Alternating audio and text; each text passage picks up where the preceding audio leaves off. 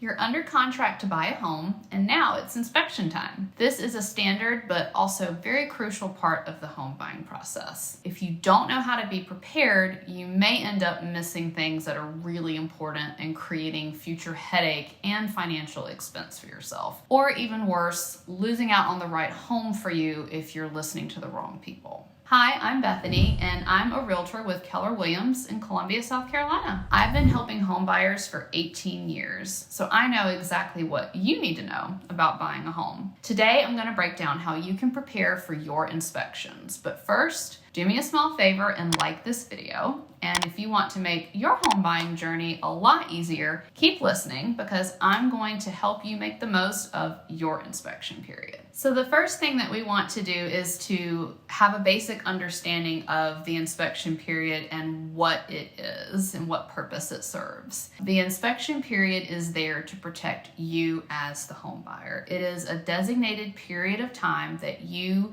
get to investigate and inspect the physical condition of the home to make sure that you have a full understanding of what it is you're purchasing. Because most buyers are not home inspectors, they're not structural engineers or heating and air inspectors. So you do not have the knowledge and expertise to be able to physically inspect the home yourself and rely on your own knowledge to make your purchase decision. So it's a period of time for you to go and hire licensed specialists who are knowledgeable and experienced in inspecting the condition and components of a home so that you know exactly what you're getting and that you can make sure it fits what you are both financially and then personally comfortable with in terms of moving forward with buying the home. You're always going to have a specific period of time. Here in Columbia, South Carolina, for example, we have 10 business days. That's how long we have to do our inspections. And as the buyer, it's also your financial responsibility to pay your inspectors. You are hiring them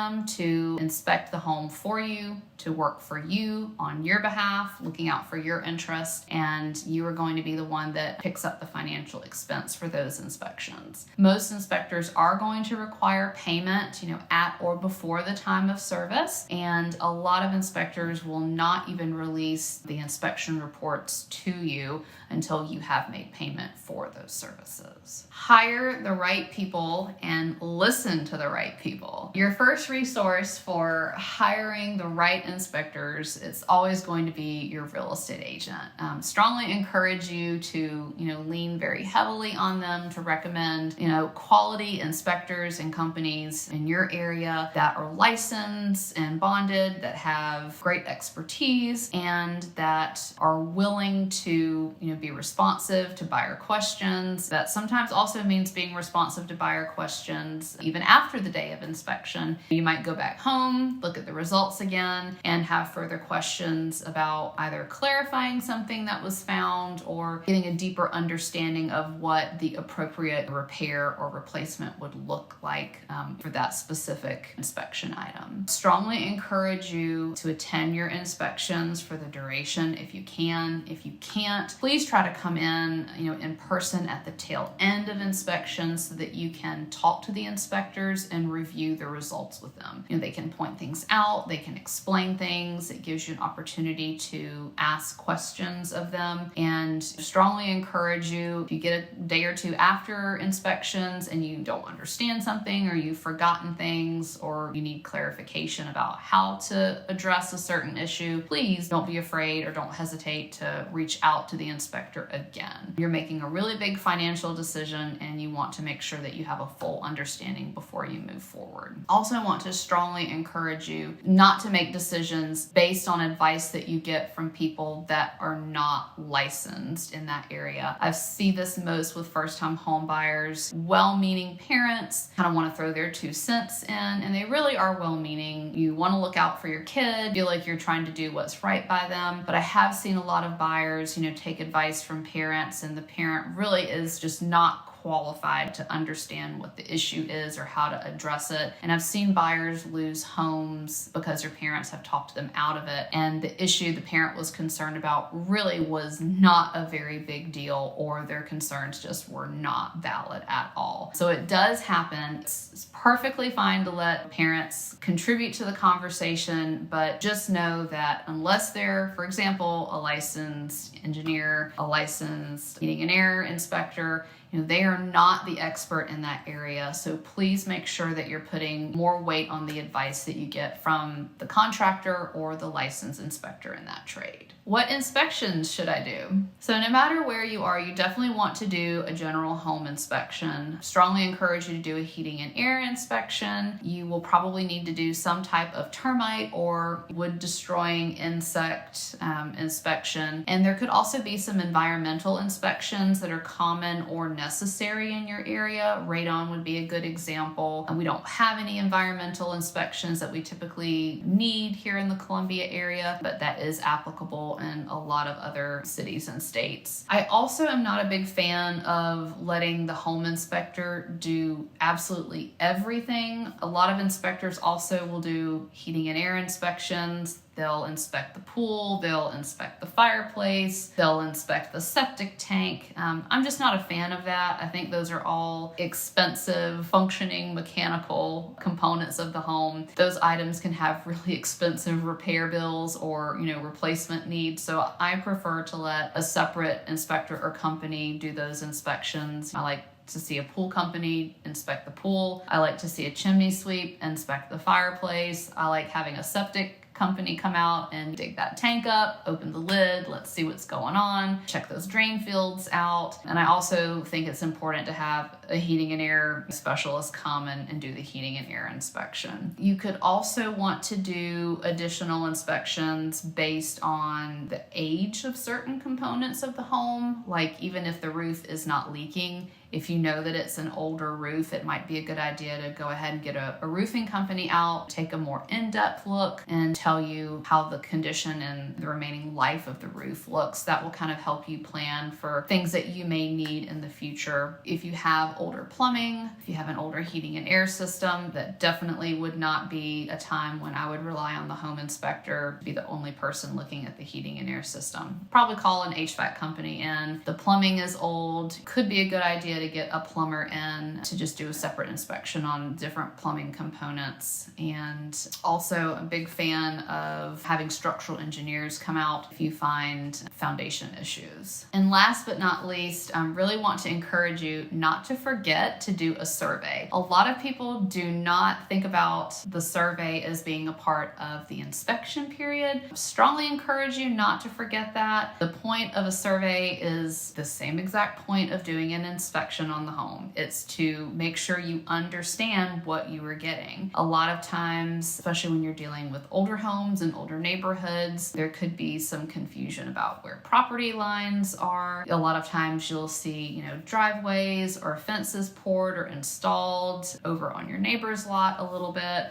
So the benefit of a survey is to make sure you know exactly what you're getting in terms of your property boundaries and making sure that you or your neighbor are not encroaching on each other's property. I have seen it happen. I have had a client, do a survey, and through the survey, we ended up finding out that the backyard was actually 6 feet shorter than what we thought. It's not an insignificant, 6 feet's kind of a lot. Thankfully, we were able to find that out during the inspection period. So don't forget to order and do your survey. Know what you're getting. So what do you want to do when you get the inspection results? The first thing that you want to do is to think about if there's anything on that report that needs further investigation. If an issue has been raised with one of the major mechanical or structural components of the home, it would be really wise for you to consider calling in someone else to investigate that further. That could be things with, the heating and air system, the electric, the plumbing, or, the roof or the foundation.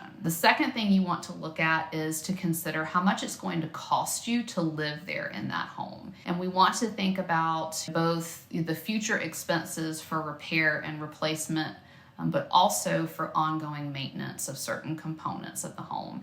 This is a great time to talk to the inspector about what they found. Even if it's not necessarily a deficiency or a problem with the home, homes require upkeep and maintenance. Definitely lean on your home inspector and rely on their expertise for giving you guidance on how to properly maintain the home, and consider what those costs are going to be. Now you want to think about, what repairs do you feel like the seller should handle? And a lot of times we kind of see these in two buckets. We see a lot of things that are related to deferred maintenance, things that the seller should have done during their ownership to maintain the property, like servicing and cleaning the heating and air system, doing painting, or repairing wood rot on the outside of the home. And a lot of home buyers just feel like it really should not be their financial or their time responsibility to address items that the seller should have been keeping up with and maintaining during their ownership. So you really want to think about these deferred maintenance items. How important is it to me that the seller take care of that, especially in light of everything else that has been found on the inspection report? And you also want to think about other unexpected